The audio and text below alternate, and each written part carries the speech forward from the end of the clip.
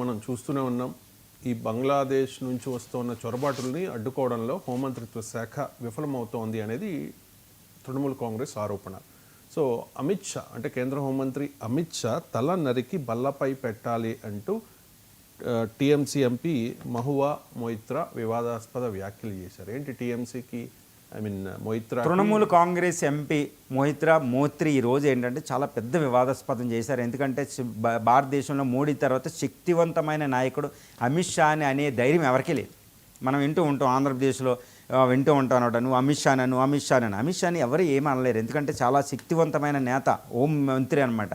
ఆయన చేతిలోనే ఈడీలు ఇవన్నీ ఉంటాయి, సిబిఐలు ఇవన్నీ హోంమంత్రిత్వ శాఖలో ఉంటాయి. హోంమంత్రిత్వ శాఖ అంటే ఏ రాష్ట్రంలోనే రాష్ట్రపతి పాలన విధించవచ్చు. అంత శక్తివంతమైన నేత, అపర చాణుక్యుడు అనే పేరుంది మోడీ వెనకాల. అలాంటి నేతని ఒక టీఎంసీ ఎంపీ మొయిత్రి ఏమన్నారంటే ఆయన తల నరికి బల మీద పెట్టాలన్నారు. ఎందుకు అంటే పహల్గామ్లో చొరబాటుల్ని ఆయన నిర్ధారించలేకపోయాడు కాబట్టి ఇండియా భారతదేశ పాక్ యుద్ధం వచ్చింది. ఆయన వైఫల్యమే ఇండియా పాక్ యుద్ధము.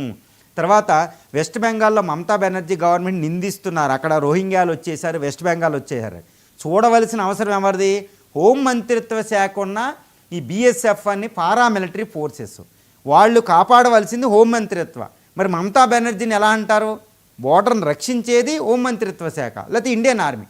ఆ హోం మంత్రిత్వ శాఖ ఫెయిల్ అవుతే మొత్తం 2200 కిలోమీటర్ల పొడవని ఇటు బంగ్లాదేశీలు లోపలికి రాగలుగుతున్నారు మయన్మారీస్. కాబట్టి అమిత్ షా తప్పు కానీ మమతా బెనర్జీ తప్పు కాదు. కాబట్టి ఆయన తల నరకాలి అని మొయిత్రి చెప్పారన్నమాట. చాలా వివాదాస్పదమైన వ్యాఖ్య అని బీజేపీ దాన్ని ఆవిడికి శిక్షించాల్సింది అన్నట్టు మాట్లాడుతుంది. మరి దీని మీద ఎలా ఉంటుందంటే, ఎందుకు ఈ వ్యాఖ్య ఎందుకు వచ్చింది ఇంత తీవ్రం అంటే, అమిత్ షా యొక్క వైఫల్యాన్ని దేశవ్యాప్తంగా ఎత్తి చూపడానికి అంతటి తీవ్రమైన గాఢత ఉన్న స్టేట్మెంట్ ఆవిడ ఇవ్వడం జరిగిందనమాట. ఎందుకంటే ఆవిడ ఆరేటర్, ఎంపీ ఇప్పుడు పార్లమెంట్లో ఆవిడ బహిష్కరించబడింది కూడా. ఆవిడ వాయిస్ని తట్టుకోలేక మనం లాస్ట్ ఎలక్షన్ ముందు మనం చూసుంటాం, ఆవిడ బహిష్కరించారు కూడా పార్లమెంట్లో. ఆవిడ చాలా శక్తివంతమైన ఆరేటరు, జర్నలిస్టు, జ్యూరిస్ట్ ఇవన్నీ అనమాట. ఈవిడ ఎంత శక్తివంతమైన అంటే అమిత్ షా యొక్క వైఫల్యాన్ని దేశం ముందు పెట్టాలి. ఎందుకంటే పహల్గామ్లో ఈ 4 తీవ్రవాదులు ఎలా వచ్చారు, ఎందుకంటే సెక్యూరిటీ వైఫల్యం ఉందే కదా అని ఆయన దేశం ముందు పెడుతుంది. ఆపరేషన్ సింధూర్ అనేది, సింధూర్లో సక్సెస్ అనేది బీజేపీకి ఇవ్వకుండా చేసి ఒక పెద్ద ప్రయత్నం. అంటే దేశంలో సొరబాట్లు వచ్చి పహల్గామ్లో దాడి జరగడం వల్లే సింధూర్ జరిగింది.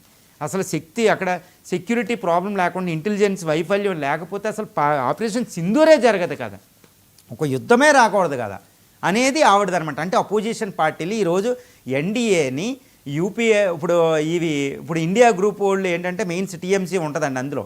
అంటే బీజేపీకి ఆపరేషన్ సింధూర్ అనే సక్సెస్ వెళ్లకుండా చేయడానికి ఒక పెద్ద ప్రయత్నం అనమాట. దీని వెనకాల చాలా పొలిటికల్ స్ట్రాటజీ, రాజకీయ వ్యూహం ఉంది. ఇక రెండో విషయం ఏంటంటే వెస్ట్ బెంగాల్లో కూడా ఎలక్షన్ జరగబోతుంది. ఇప్పుడు నుంచే కాకపెట్టించడం. ఎందుకంటే బీజేపీ అమిత్ షాయే అక్కడ వ్యూహాన్ని నిర్ధారించేది. మొన్న కూడా ఆయన విజిట్ చేయడం జరిగింది వెస్ట్ బెంగాల్. ఇప్పుడు అమిత్ షాని పూర్తిగా ఆయన ఇక్కడ సొరబాట్లు అనేది ఈయన వల్లే, వెస్ట్ బెంగాల్ గవర్నమెంట్ కాదు, మమతా బెనర్జీ గవర్నమెంట్ కాదు, చొరబాట్లు అడ్డుకునేది బీఎస్ఎఫ్, పారామిలిటరీ ఫోర్సెసే. ఇవి అంటే చొరబాట్లు కావాలని వెస్ట్ బెంగాల్లో పంపించి మమతా బెనర్జీని ఓడించడానికి ట్రై చేస్తున్నారు అనేది తీసుకొచ్చారు. ఏమైనప్పటికీ ఇంత పెద్ద స్టేట్మెంట్ అనేది చాలా వివాదాస్పదమైందండి. Thank you so much MG Rao garu, national issues and geopolitical topics గురించి విశ్లేషణ అందించినందుకు. ఇది ఇవాల్టి రావు స్టాక్స్. మరో అంశంతో మంచి